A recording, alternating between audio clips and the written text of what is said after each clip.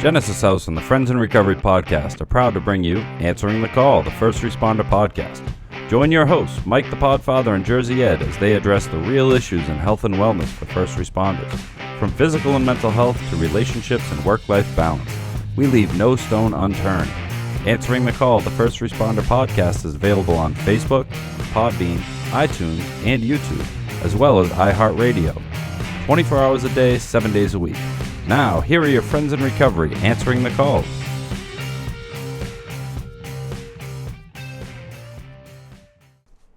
Hey everybody, welcome to Answering the Call, the First Responders podcast. I am the Podfather, Mike Miles, here and with I'm Jersey Ed. And Sleepy Chris Cuddy. Yeah. With a long drive home today. That's it. just had lunch, and we are Oh, yeah. fat We had a and good happy. lunch. Good lunch from that whole store. Yep, the whole. Yeah, we can't say the rest No. because they're not paying us yet. No. Not yet. So if they pay us, we can say the rest. Pay us in food. They don't have Pay to us give in us food. money. Just Lunch. Pay us in lunch. Lunch. They were willing to give me a free hot Twice chocolate a month. Yeah. Oh, yeah. when they found out that it took the dive in the driveway. Yeah. They said, Yeah. we'll give you a free one. I'm like, Yeah. that's all right. Twice a Yeah. month. Just sponsor our podcast. Yeah, that's it. That's it. Bring That's us it. food twice a month. Yeah. What was $30 for food? Yeah. Yeah. Come on. Worth Whole, it. All that place. all that whole store needs to do is give us some food. That's right. They probably would if you approched them. Yeah. Exactly. That's a good point. Exactly. So That's your job next week. that is it. I will work on it. So Mike, how you doing over there? I'm doing Sweets? pretty I mean, Podfather. Jesus. God. Podfather's doing well. And how, Sweets, how are you doing? I'm doing fantastic. Good. Yeah, I just had a nice big It's sweets, cup right? of soup. Sweets? Sweets. Can we tattoo that in here somewhere in big letters? I mean, So I plaster Jersey it all Ed over could the. read it. I plaster it all over the podcast. I feel like we talk about it enough. Well, when we get our green screen, which Yeah. we will be getting, maybe will. when we say sweets, maybe you can pop it up on the green screen. I could try that. Yeah. How would you describe that outfit that you're wearing? This today? particular outfit. Well, you're honoring, uncomfortable. Are you honoring? You're honoring the police today, aren't you? Pinchy in certain areas. Yeah. You're honoring the police today? I see Well, that. you know, at Halloween, you Yes. know, women like to take normal traditional outfits and they turn them into, you know, sexy blank. Yes. You know, like sexy kitten, Like sexy whole cop, something. sexy nurse. Yeah, like whole something. Yeah, And, sexy cop.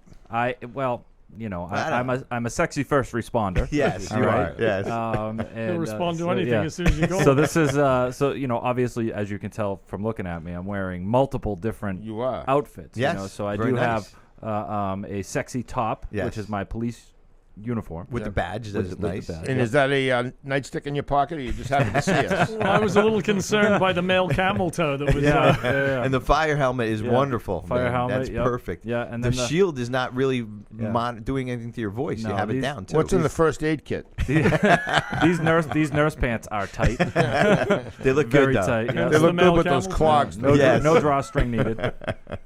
So yeah, it's a pretty unique outfit. It's very uncomfortable, Yep. but you know, I'm just Multi-responder. But is that for what the you call it? show, you multi-responder. have to do it. it's You just, have to do it. I mean, if I don't, I just don't feel like I'm contributing. You're You know, I'm contributing. here in the Right. background, and That's if I don't right. give you That's guys right. something You are to our look at, inspiration. That's right. Exactly. well, what else would you? I mean, you're just looking forward. You're looking at a camera. I mean, if, I if know. it wasn't for these outfits, what would you guys do with That's right. yourselves? That's right. And can you imagine the people that aren't watching us? I feel bad for them. I do. do. And I mean- that's why we came up with this contest, I mean, right? look, I'm gonna get up and do some stretches in this outfit real Oh, quick. geez. Right? Okay. Oh. All right. Watch.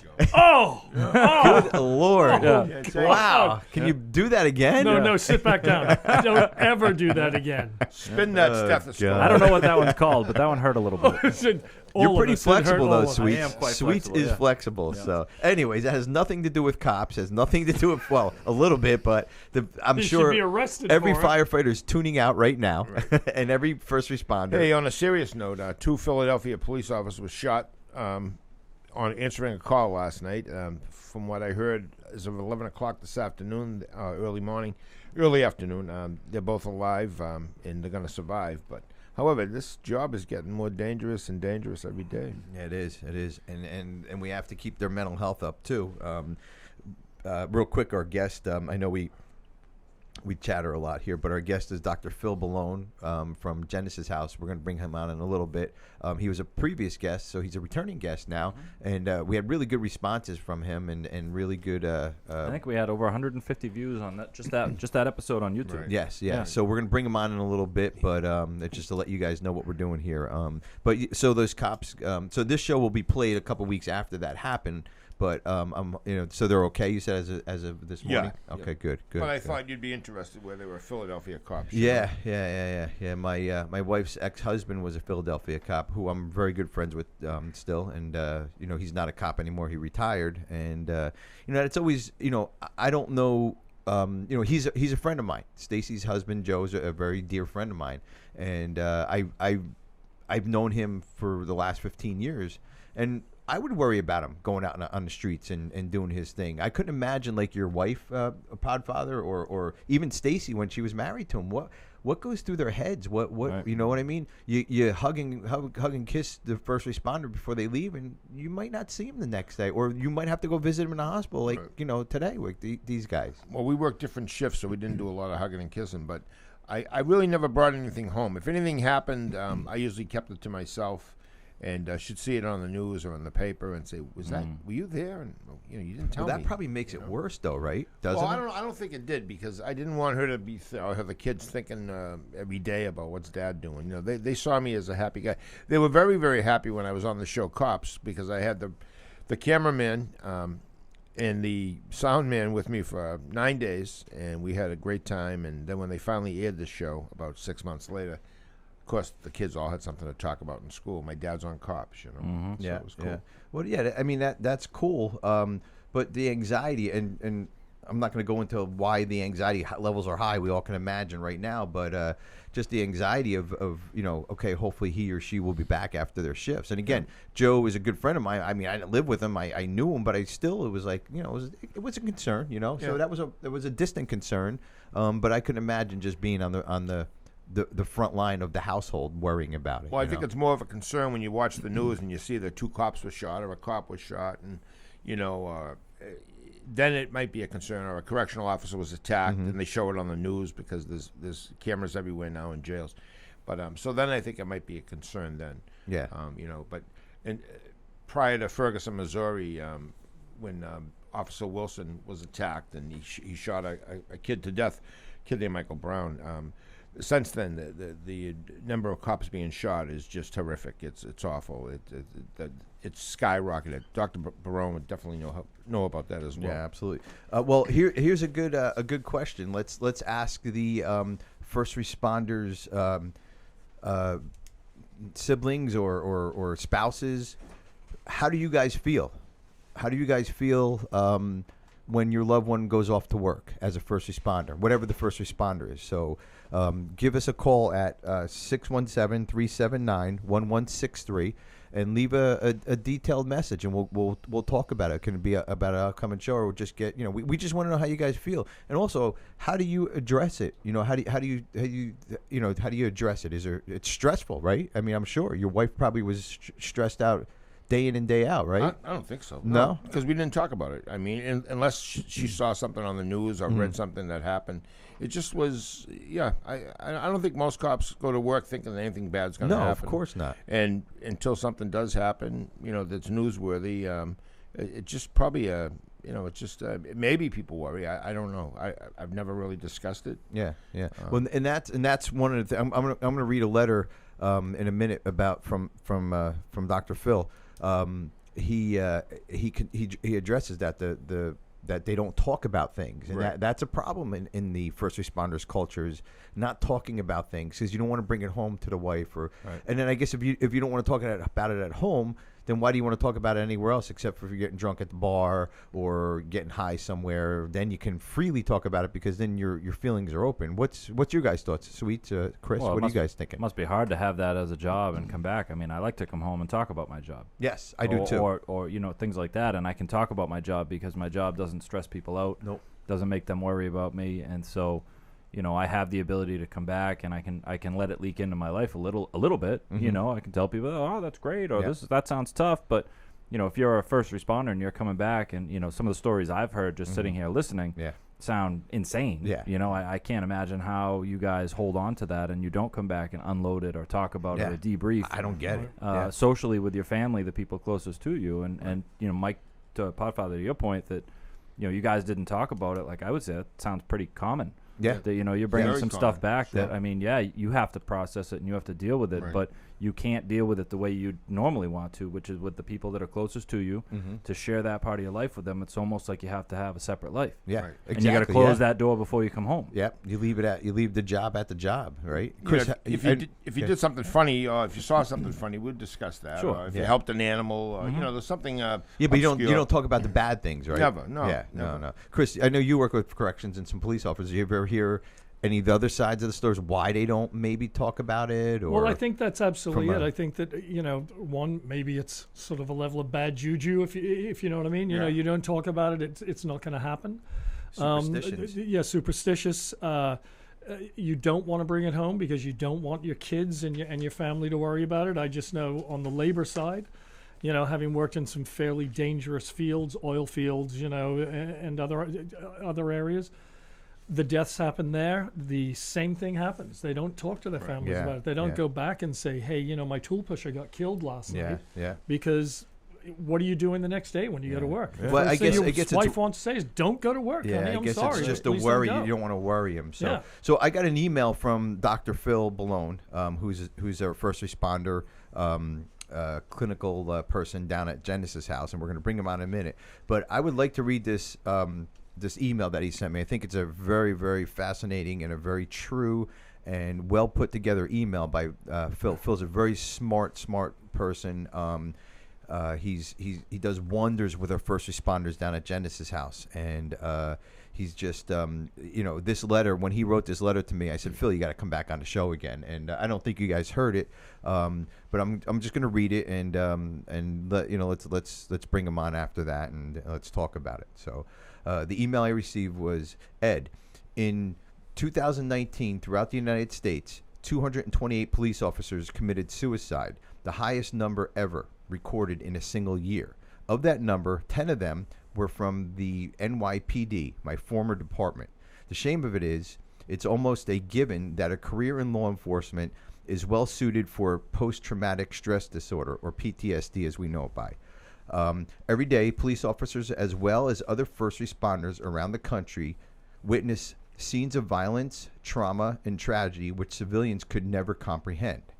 And although for this reason, almost every police department thoroughly screens potential applicants with a variety of psychological and personal testing for suspectable mental illness, some of those officers get on the job and see the horrors of dead babies, mangled bodies at car wrecks, raped women, victims of shootings, hangings, homicides, let alone themselves being assaulted or shot at.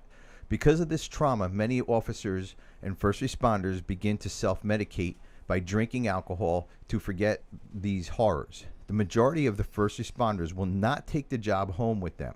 Instead, they congregate in bars after their tours and drink to the point of getting drunk.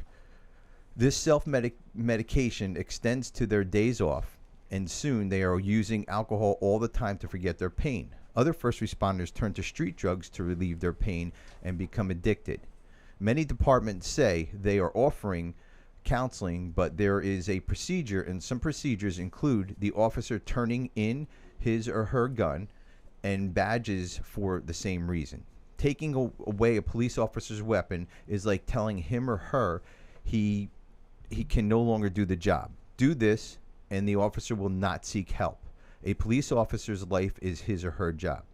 Other departments outsource their PTSD and mental health counseling to a local psychologist or psychiatrist who has no experience as a first responder. The type therapy they use is book therapy, which often does not work with first responders who need to trust their therapist. That is why it is imperative to have an active former law enforcement officer or first responder trained to counsel and work with those suffering from PTSD. Finally, in order to reduce the number of police and other first responders' suicides, programs need to offer that are not threatening, facilitated by trained first responders who have been through the same experience as the client, and conducted in a safe setting, preferably not a police setting. Ed, we are losing too many of my brothers and sisters to suicide, and I believe alcohol and drugs play a role in these deaths. We need to promote our first responders program at Genesis House. If there's anything I can do to further our cause, please let me know. Phil. I want to bring Phil on the show. Great Phil, letter. it was a wonderful letter you wrote. It hit the it's getting me choked up a little bit because this is so true. These 2 sheets of paper here sum up a lot of things that we were just either talking about or what goes on every day in the police world. And thanks for coming back, Phil. We really appreciate it, and wonderful letter. Thank you. Explain that. You want to go over that letter with us, if you don't mind? Sure. Well, 228 in 1 year, that's a lot of debts Yeah. by officers. Yep. And I really believe that a lot of those individuals are involved with alcohol and or drugs. And we don't really hear about that because autopsies are not released, what they find in toxicology tests when they do an autopsy on the officers. I know from my own past experience as a police officer, after 4 to 12s, the local bars, and there's always a bar across the street from a police station, most of the guys would go over there for a couple of drinks to wind down at the end of a tour, but there were several guys that would stay for longer periods. Most of us never took the job home, never. If we commuted, we talk about things in the car, on the way home, on the way into work, but we never would talk about it at home with our families there. I noticed that even with me, on my days off, I would congregate with cops that were in my squad that had the same days off. We'd be hanging down in my basement around the bar that I built, and we'd be having a couple of pops here and there, and that became a lifestyle for us. Mm-hmm. And that became an issue. We were doing a lot of drinking. Some of us were doing too much drinking, and it became a problem for us. I would say that in my career, I probably knew at least 15 guys over the period of my career that committed suicide. Wow, that's a lot. Which were terrible. Some of them committed it while they were working. A couple of guys that were scooter cops take the scooter somewhere in the back of a park and kill themselves. There were several that killed themselves in their house while their families were there. Very, very sad. So we need to do something. It's getting worse, I think, now. It's a different generation of police officers today. So we really need to do something. Genesis House, we have a nice program put together for first responders, not only police, firefighters, EMTs, any type of first responder. We do groups with them specifically for first responders. I do the one-on-ones with the first responders. Since I am retired, it's easier to relate to them. I find that they trust someone who's been in their shoes. Takes a few days to get them to build that trust, but they do end up trusting. I also like mixing them in certain groups with the other clients. And this way they see what other clients have been through, and they start to build the respect for each other, which when they leave, and if the officers go back to work, they start to understand what these younger people go through on the streets for their reductions. And our younger people start to realize, hey, a cop is also a human being. He has the same kind of trouble sometimes that we have. And I tell you, they develop a bond between them in the 30 days or 60 days or how many days they stay between each other. I'm amazed at just watching them, how they bond together. And even with myself, when I first came here to Genesis House, I said, well, how are some of these non-law enforcement people going to relate to me as being the former policeman? And I tell you, they all hit it off with me pretty good. I have never, ever had a problem with any of the clients here. Yeah. So Phil, this is a very well thought out, structured program. When a police officer or first responder comes in, they're just not thrown in a group and say, okay, you're on your own and go see Phil every once in a while. So this is thought out by you, Stephen, Dr. Jordan. what this person's going to do, how they're going to do it, the hours that they're going to be with you, the hours they're going to be with other police officers, the hours they're going to be with other civilians. Is that correct? That's correct. I try and see the clients, see the law enforcement clients and other clients. I try to see them at least an hour 4 times a week, one-on-one. So that's 4 hours a week, one-on-one, or as needed. I'll have some come as soon as I usually get to work like 8:15, and sometimes I have people waiting by my door. They're in a crisis. They need something to talk about right away. They've had some kind of a nightmare that they want to discuss. So I'm available to them from the time I get in until 5 o'clock when I leave. So I work with an open door policy all the time. Yeah. And then they go to their groups. We go to the groups. I facilitate some. There's other counselors that facilitate them. And they're kept busy here all day. So they're getting a lot of therapy while they're here. Phil, a question if you don't mind. Oh, sorry. Sure. Go ahead. Do you believe that number is vastly underreported, just like with combat veterans? You know, we're looking at obvious suicides. What are we really looking at in the long term in, you know, undiscovered suicides? You follow what I'm saying? Whether it's a car accident, exactly. Whether it's, you know, alcohol and drug related that isn't, you know, I have many years ago, a friend who overdosed. They put it down as an accidental overdose. You know, all of those things that happen, car accidents, motorcycle accidents, all of those things that we suffer from combat veterans, surely my sense is, by what I've seen within the law enforcement community, that we could be double or triple that number easily every year.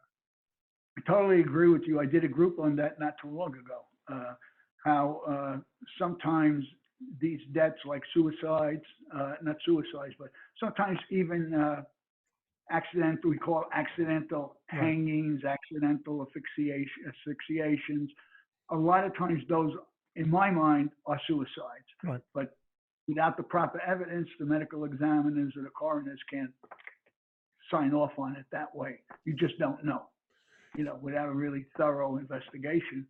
And so I think there's a lot more suicides than they report, both in law enforcement and out of law enforcement. Certainly. And Phil, you know, really nice hearing you, and that letter speaks volumes about, you know, the need and cops that are killed by, you know, by suspects or people on the street. The number's high, but it's a lot higher by police officers taking their own lives, and that in and of itself is a scary thought. But I agree with what you say. I've been counseling people for 20 years, cops for a little longer than that. Just as somebody that was helping them until I got my education in my own business. And the relief they have when they come sit with somebody that has done the job. I have police memorabilia in my office, just to make everyone feel comfortable. Plus, it's what I want. That's how I want my office to look. But I also see regular people, young adult males. And you know what? I bond with them probably better than, and I'm not patting myself on the back, but I bond with them probably better than most social workers, because the fact I was a cop. They see that memorabilia. I'm an old man now. They look at me and go, "Is that you?" I go, "Yeah, that's me." And you know, I make a joke of it. I have the Three Stooges in police uniforms, one picture, you know. And I mean, I don't take it so serious, but I know that these young adult males, you know, they'll tell me stories. I wanted to be a cop. I was going to be a firefighter. You know, and lost opportunities or whatever. But I know that I've never had anybody come and say, "I can't see you because you are a cop or you were a cop." It's just the opposite. I think I bond well, and I think you'd agree as being a cop, especially in New York. You know, we're therapists out there. We're not just cops. We're everything out there to them. We're social workers. We're first aid providers. We're, you know, financial advisors, divorce counselors. I mean, we do it all, all in 8 hours. Yeah. And guys, I just pulled up some stats here, and they're staggering. 2016, 143 reported suicides. 2017, 168 reported. 2018, 172 reported. Phil, your number last year, 2019, 228 reported. This year, we're at 39 as of today. So these numbers aren't going down. I 143 to 228. They're not going down, and we got to do something about it. Real quick here, Phil, we're going to take a break, and then we're going to talk about these numbers and some of the good stuff that you're doing at Genesis House when we get back. Okay. Thanks, Phil. Answering the Call, First Responders Podcast. Since 1992, Genesis House has been helping real people heal from addiction on their private recovery campus in beautiful Palm Beach County, Florida. Their family-owned program is accredited by the Joint Commission and offers detox and dual diagnosis treatment in a comfortable and confidential setting. The First Responder Recovery Program at Genesis House is led by a doctorate-level therapist with direct professional experience as a first responder himself. Treatment modalities focus on psychiatric care, relapse prevention, stress management, and trauma-informed care for PTSD. Learn why their individualized approach makes a difference for first responders. Call Genesis House today at 1-800-737-0933 to speak with someone who understands. Visit them on the web at www.genesishouse.net. It's time to start your journey to a long and successful recovery. Hey, welcome back. Answering the Call, the First Responders Podcast. I am the Podfather, Mike Miles. And I'm Jersey Ed. And I'm Chris Cudahy. What's up, Chris? You're a returning guest. You must love us up here. I do. I'll tell you what, my wife's beginning to wonder what's going on up here in Massachusetts.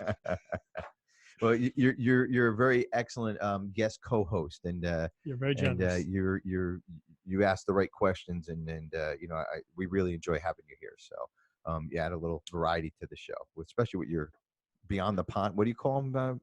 They're Podfather? Across the pond? Yeah, Across the the pond, pond. right. Well, you know what it is? Coming from a labor side of things, Mhm. it's nice because, within our labor union, we deal with 11 separate unions. Mhm. Everybody from first responders down to ditch diggers. Mhm. And everybody has their separate issues, Yeah. but everybody has a very common issue. Yes, it's Correct. Oh, yeah, you're And right. that's Absolutely. recovery and health and everything else that goes Absolutely. with it. Better way of life. Yeah. So real quick here, guys, I'm going to do our Jersey Ed podcast pick of the week, and we're going to get a drum roll, Sweets. Very good. Thank you. Give me another one. Thank you. We have fun doing this. Jersey Ed podcast pick of the week is Things Police See, Firsthand Accounts. Host is Steve Gold. Steve is a former Mass police officer that interviews a variety of law enforcement officers about their most intense moments on the job. Shocking moments, humorous moments, and terrifying moments are recalled by officers that experienced them. You couldn't make these stories up if you tried, it says.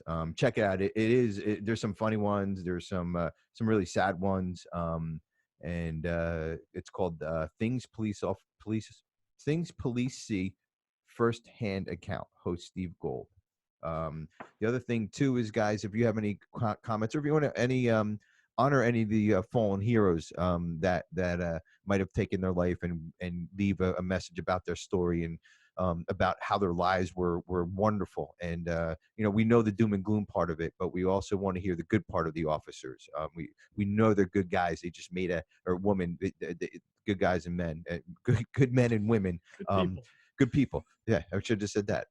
But they just made an unhealthy choice at the wrong time, at the wrong second. So I wish there was more people out like Phil that can help us with this. But let us know about those fallen heroes, and let's celebrate their lives here on the show. The number is 617-379-1163, or you can email us at help@friendsandrecoverypodcast.com and get their names out to us. Let us know who they are and what kind of person they were, a wonderful person that they were, and giving, as so many first responders are. They give a lot to protect us as civilians and private citizens. And to you, Phil and Mike, we really appreciate Podfather. We appreciate everything you did for us in all the years of your service.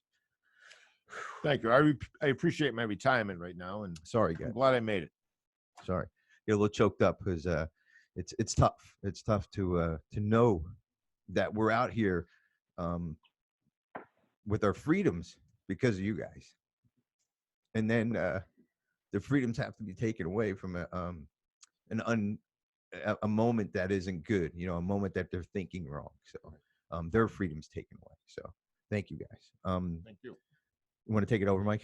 Sure. So I go back to Phil. Phil, you're an interesting guy. I could listen to you speak forever because I just relate. And I used to read the Joseph Wambaugh books when I was a young guy in the Army, and I knew I wanted to be a cop someday. I was an MP actually in the Army, and then there was a Lieutenant Kuntz from Kunitz. I don't know if I'm saying his name right, but he was a. What was he like? He was a lieutenant on the New York PD.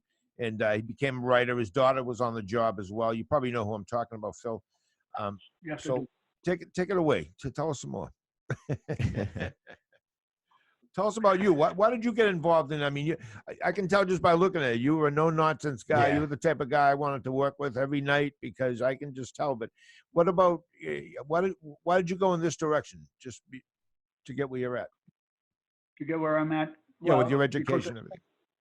Well, I spent a lot of time in narcotics, and I just saw all the bad stuff narcotics did to young people. I mean, I got tired after a while of picking up dead bodies and just seeing junkies laying all over the street and people making money off of dead kids. And it just got to me. I had an uncle that passed away from a heroin overdose. I was a young kid. I was really young. I must have been about 9 or 10, and my uncle was a heroin addict, and we all lived in a big brownstone in Brooklyn that Grandpa owned. And I remember all my uncles and aunts lived in the same building. And I remember my father and uncles going out to find him on the street. And then they would bring him down to Grandpa's basement, and I would hear him screaming as he went through cold turkey. And I would be standing by the banister up on the top floor. And I hear him screaming, and I ask my mother what was happening, and all she would say is that, your uncle was very sick, nothing about drugs. And then eventually he passed away from an overdose. And, as I learned that, and saw a couple of other guys from the neighborhood die from drugs, I knew that I wanted to get into police work to fight that.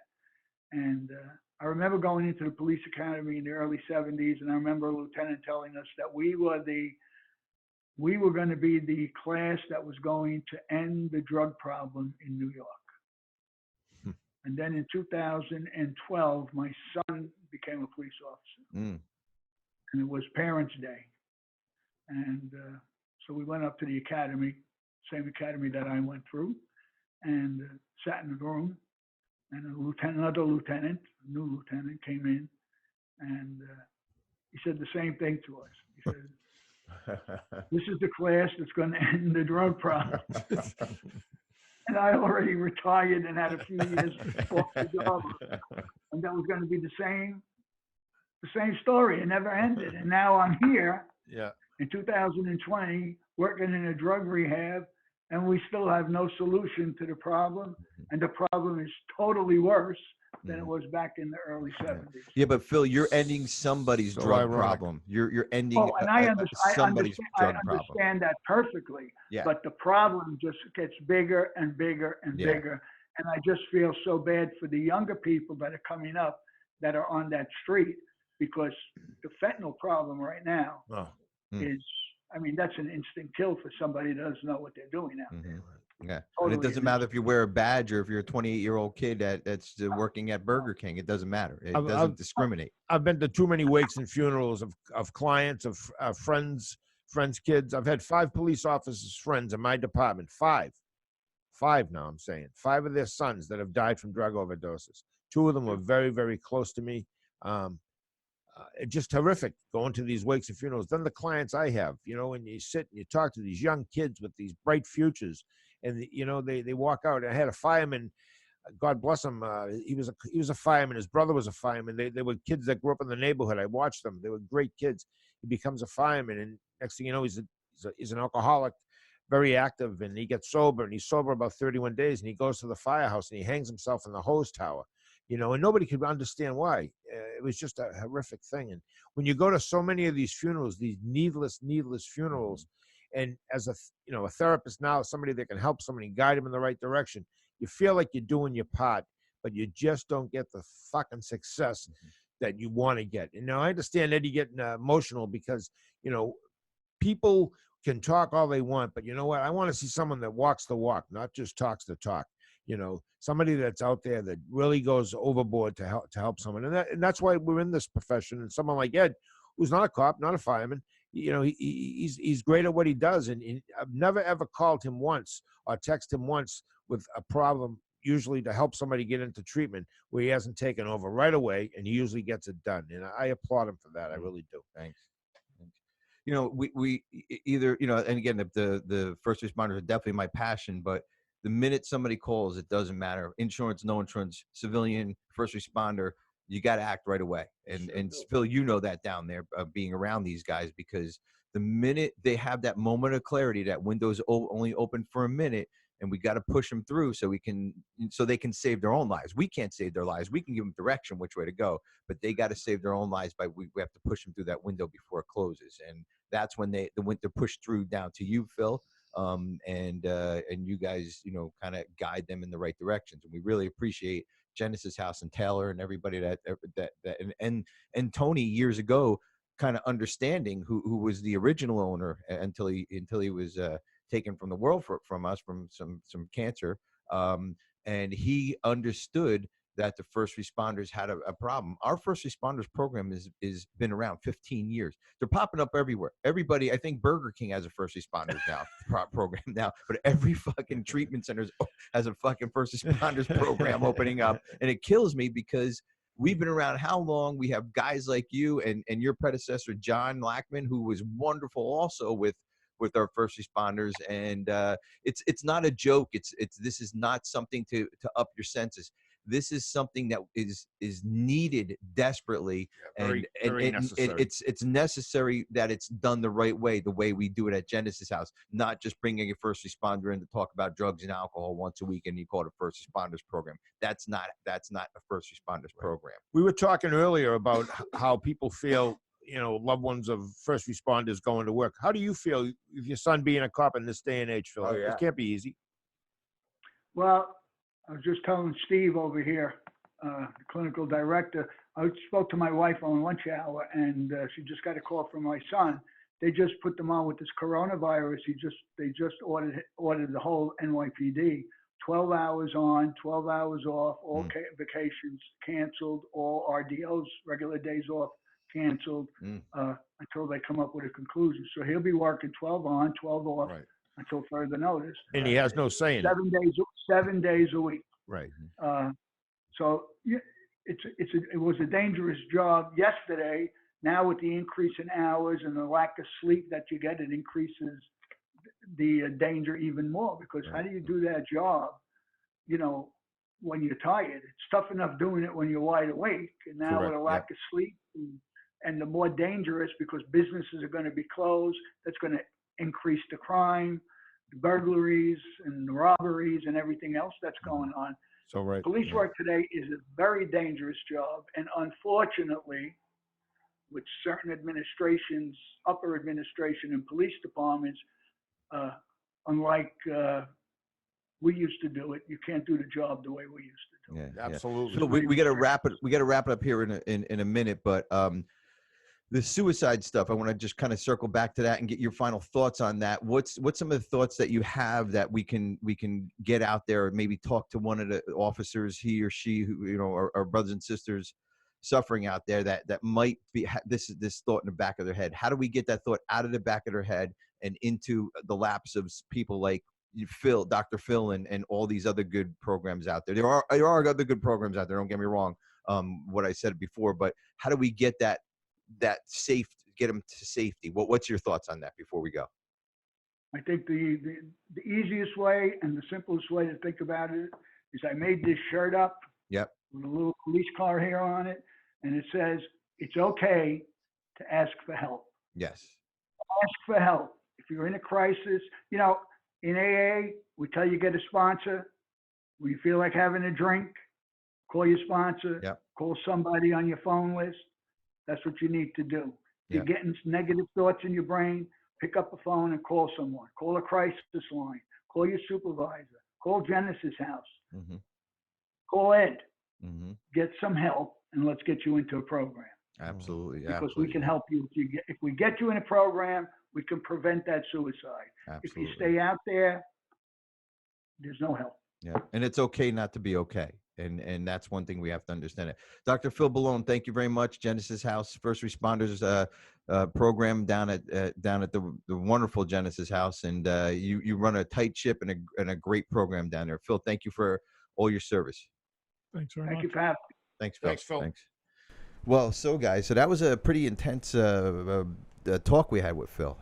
He's super knowledgeable about everything, and he's very caring. Once I know my guys get in and they're down there with Phil, I know things are going to hopefully get better for them as long as they apply themselves. You know, Mike? Yeah, I agree. What he just said about his shirt. In my office, I have a poster from 1987 from Pittsburgh, Pennsylvania. I went down to a convention, Cops Helping Cops, and there was a poster on a easel there, and I was fortunate enough to win it in a raffle. And it's two cops. It's a watercolor. It's two cops walking down the hallway. They're both big burly guys. One has his arm around the other guy. You get the back view of them, and it says sometimes even we need help. Yeah. And that poster's been hanging in either my house or my office since 1987. I got sober in '86, and I wasn't an EAP then. I was just a cop that had a problem that was helping other cops. Yeah. And believe me, just by being on World News Tonight with Peter Jennings, they came and they filmed 3 days because it was news. A cop with a cocaine problem and an alcohol problem, and now he's still on the job. World News Tonight with Peter Jennings. It doesn't get much bigger than that, guys. And that's not me. That was the subject matter. I just happened to be one of the people that was involved in it. But that poster has been in my office. Cops have come in and seen it.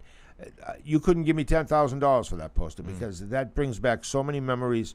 I know cops have sat in my office, correctional officers, firemen, veterans, and looked at that and understood that, you know what, sometimes we do need help. Yeah. But you know what, Podfather, you're one of the enlightened, right? So this has to come all the way down. We've got a generational issue here that still, it's endemic within all first responders, within the military, within the fire department, the police department, that if you ask for help, you're weak, and you show that weakness. What does that make you? Do I get a promotion? Do I, where does it take me later on? And I know that, again, I go back to labor. We put a member into rehab, and the remark was, what do I do with this? Where do I go when how do I get a promotion? How do I get to be made a supervisor if everybody knows that I have a problem? Yeah. We have to make that problem national. And, it's good. You got put on TV, Peter Jennings came and saw you, and then everybody forgot about it. Yeah, that's the problem. Well, I think I can just give you a different side of that. Is I've worked in law enforcement my whole life since I was 18 years old. And here I am, so almost 66. I have seen changes. I have seen department heads, chiefs of police, Ken LaValle, Bill Taylor. Those are the guys in Lowell. Sheriff Peter Katusian, he's the sheriff of Middlesex County, one of the biggest sheriff's departments in the country. All of a sudden, put the brakes on and say, "Hey, listen, we're gonna help you. We're gonna give you help, and it's not gonna affect you, any of your status." HIPAA's here now. We can use these. You can't be held back from promotions because of that. So things have changed. There is an EAP in big departments, not in small departments, but word of mouth. I didn't just see guys in Lowell. I saw guys all over, and they were more than glad to pay me my salary, the Lowell Police Department, to help cops from anywhere, even from New Hampshire. So it has changed. People that are out my age now that live through it and have seen it have kind of subscribed to the notion that, maybe we can give them some help, get them some help, and not let it affect their lives. Yeah. So it is changing. It's changing. Yeah. It's slowly changing, but it's just that type of job. It's a job that I don't think you're ever going to have a zero suicides or zero people being shot or hurt. I think the forgotten group that I deal with on the civilian level are 911 operators. Dispatches. Yes. Our dispatchers are overworked. I mean, when you talk about underpaid, in my county, in Suffolk County, New York, so badly paid, Peanuts. so underworked, mandated work hours. Yep. Sure, they get an EAP, but again, it's this cultural difference that we have. So you've got my son works at the PD in the IT department. He's in their division all the time, looking at it. He goes, "Dad, they go from hello, how can I help you? Well, my husband just stabbed me in the back. Right. Where is he? Well, he's over in the corner. Where's the knife? It's in my back. Right. You know, they get the officers there, and then the next call they get is, they didn't give me ketchup with my fries. You know? It's sad. And they make this change like that. And I think that we forget the unsung portion of that too. I'm not trying to belittle what that is, because there's a coexistence there. Well, what about the nurses and doctors at the hospital that have to remove that? You know, that's still a first responder. That first responder doesn't stop at the police. It goes into the, you know, it starts with the dispatchers, goes into the police and fire, EMS, and then it goes into the hospitals with the nurses. The nurses and doctors are seeing all this stuff. They have to hear all this. They have to understand all this. They get just as much PTSD as the first responders. You know, and again, I consider the nurses and doctors first responders in this field, no doubt about it. And we do treat nurses. We get a lot of nurses down at Genesis House, and we do treat them, and they have a lot of PTSD. We have that problem with social services as well, because you know they're on the front line, so they go in, they get a call, the police officers come in, the police officers then call social services, and someone goes in there and sees that, you know, starving and the place is a mess and everything. So it's all in there. Yes, it you is, know, it and I is. realize that the PD is right at the forefront of that, and they're the ones that get the brunt of it and see the dead bodies and see the devastation. The front lines. But I somehow feel that we need to coalesce and bring everything together and go, look, this is the problem. And the public just is willing to ignore us. They don't want to pay us. They don't want to, you know, all of those things. Sweets, what's your take on all this? I know you see a lot of different interventions, from behavioral health to substance abuse to, I'm sure you've worked with some first responders. What is the what's your feelings on this, and how do you think some of this this suicide stuff or something, you know, how do we educate people? Because you are a big education person. So what's your thoughts on that? Well, like the Podfather was talking about earlier, and you know, Dr. Bulone talked about it, is, you know, having folks be able to identify with people. You know, I mean, he was talking about, and Podfather, you were talking about it too, that, you know, people, these first responders, when they come back, they don't bring it back to their family. They bring it to the pub. They bring it to the social gatherings or whatever activities are available where they can go and debrief. And, you know, I think Dr. Bulone mentioned that, you know, if they come back, or I think you read it actually, if they come back and they talk about it, you know, they're punished. You know, they get their gun, their badge taken away. They get, you know, they're told that you can't do this thing. You can't be you can't do your job. And I think that's a problem. You know, we talked about this in other episodes that, you know, the first response isn't that, you know, immediately, I think Chris, you had said this on a previous episode, that when somebody gets caught up, a first responder gets caught up, that our first instinct is to ruin them. I think we talked about this on the media. We did a media episode. So much fun. That, you know, there's an automatic negative response, which is that you get one strike. You know, you get one strike. You're held to the standard where you get one strike. You don't get to be human. You need to be flawless, right? And if you're not flawless, and if you show any of your human side, you're punished. You're fucked. You're like, fucked. And so, you know, there's this, in my opinion, there's this idea or this theory that, you know, a first responder shouldn't be human, and if they show any human, you know, weakness or traits, they're punished. Right. So I mean, if you think about the solution to that, is that we have to see them as people, as you know, our ambassadors in the community. You know, they're there for us. They're there to represent us, and you know, everyone from that 911 dispatcher who, man. When you said that, I was like, I had a friend that was a 911 dispatcher, and I remember her before, and I remember her after. And I mean, she did it for 3 years, and it could have been 30. Yeah, absolutely. You know what I mean? Because like that, you're taking the initial call, the initial energy, the initial trauma, the initial fear, and you're just eating it. And people are just starting to recognize them now as somebody that might need. And those calls don't just stop. Right. You know what I mean? No. Like, because the next one is my cat's caught in a tree. You know, it's like, and you got to be that person for them. Like, I like that how you said you're eating it. You're eating that call, because you know you got to be ready for the cat in the tree. You got to be ready for it, because every call that comes through is an emergency to somebody. Maybe not the idiots that call about the mustard and shit, but they are an emergency to somebody.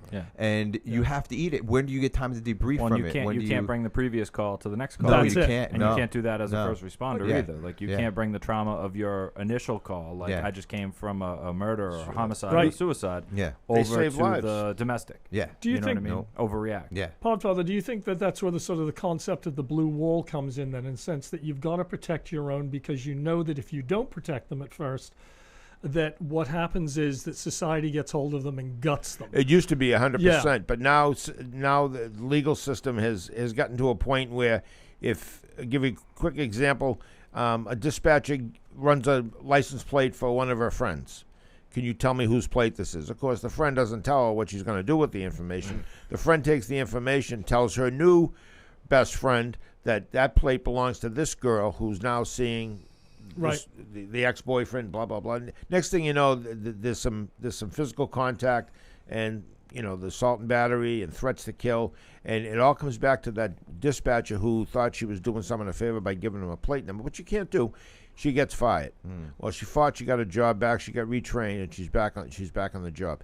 But the thin blue line used to be where cops didn't tell anybody anything. If something bad happened, we knew about it. There was 135 cops, and there was 135 cohesive people. Even though we didn't always hang out together, It stayed. you never ever talked out of school. You never went to court and testified.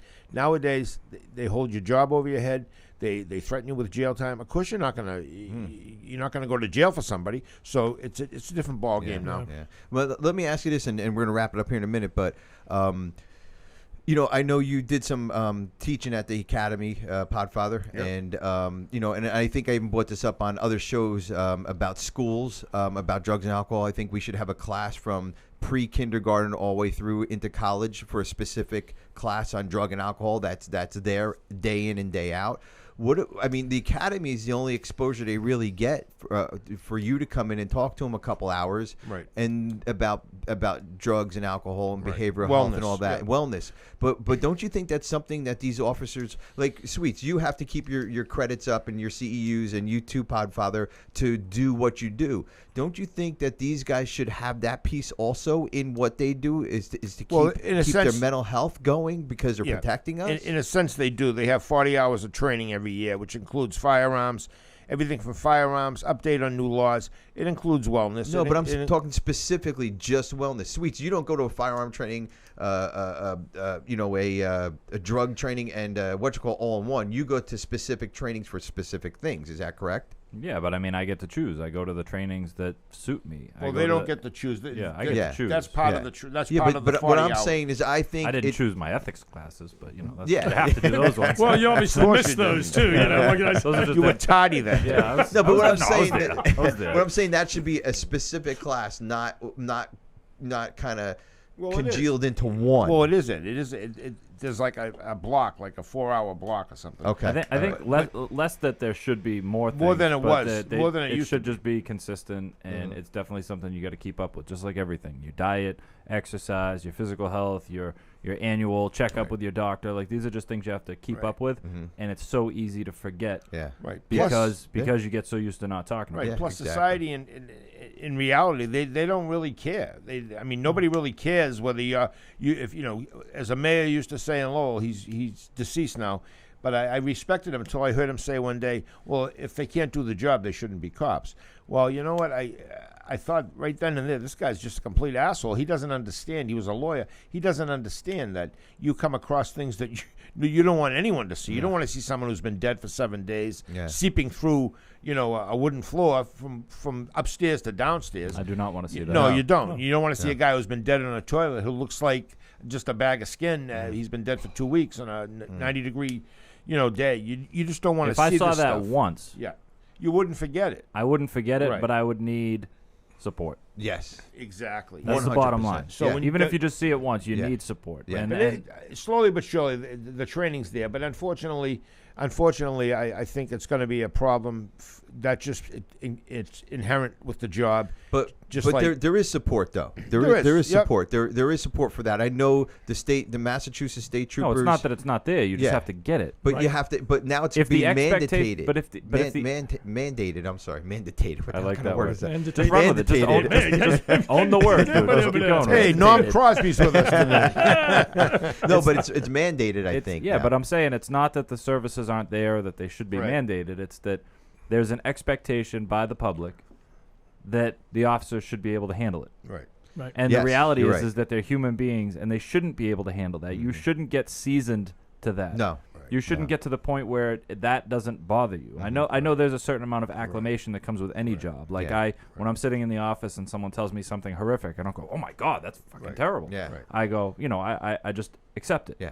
But it still eats away at me. Hey, real quick. Years ago, the medical examiner would come to a scene of a sudden death. There'd be two of them, two big burly guys, and they'd come like your size, like Chris's size. They'd come. Like a little fella like me? A little guy? A little short, fat guy? Not like me. Skinny guy? With webbed feet? With webbed feet? And they would curly hair? They would have a stretcher in a bag, and they'd throw the body in the bag, and off they'd go. I'm at a scene one time where a guy died on the toilet, and it was sad because he was reading his daughter's wedding invitation. Jesus. And not only that, but he was like eye level, a little below eye level. He was on the toilet. Yeah. He had just gotten plugs put in his hair, and I was thinking, he lives in public housing. How did he afford that? Because I was getting a little sparse up top. Yeah. But anyway, I had to stay with the a body. while ago, then. I had to stay with the body for several hours, and I had just gotten an ice cream cone. Yeah. And I didn't want to throw it away, and I thought, geez, this is kind of, I just felt odd eating ice cream standing with a dead guy, So the medical examiner shows up. She's about 5'1", maybe 200 pounds. She was a big girl, and she was all by herself. And this guy had to weigh $180, and I said, "Do you need some help?" And she said, "If you want." I said, "Give me some gloves." And of course, rigor mortis had set in. We had to kind of separate a few of the parts. Yeah, because your bones get brittle and everything's locked in. But by the time we got him on the floor and straightened out to put him in the bag, I thought, what if I wasn't offering to help? What? And I asked her, what would you do if? She goes, I'd do it. Wow. She goes, I've been trained. I would do it. I said, oh my God. And now this is where we're at. This isn't. There's some levity here, but honest, on the other side of it is, imagine having that job. No. That was a third call. I couldn't handle any of those jobs. I'm a terrible person. I want to know what happened to the ice cream. Yeah. I ate it. I ate it. I was waiting for. I thought I'm sure everybody was waiting for that. The ice cream. It was soft serve. I thought the punchline was, and my Fucking ice cream delicious. melted. Yeah. Oh, We no. are a whole bunch of really bad people, by the Podfather way. way back when was not wasting an ice cream. Guys, all kidding aside, this was a great show. I want to recognize 39 suicides in 2020.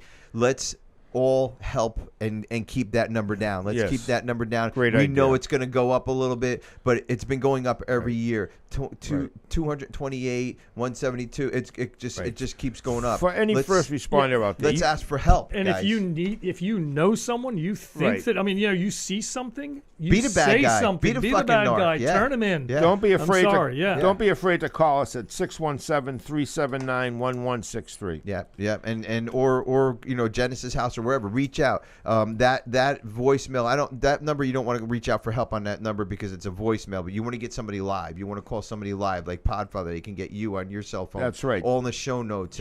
Genesis House. All in the show notes. But let's keep that number down, and please, let's decrease it now. So. Okay, well, this is first the.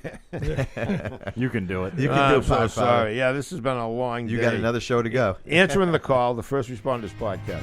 Stay safe, everybody. That concludes this episode of Answering the Call, the First Responder Podcast. Thanks to Genesis House for sponsoring the show and supporting first responders who are struggling with addiction and mental health. Follow us on Facebook for past shows and updates. If you are interested in being a guest on the show, email us at help@friendsandrecoverypodcast.com.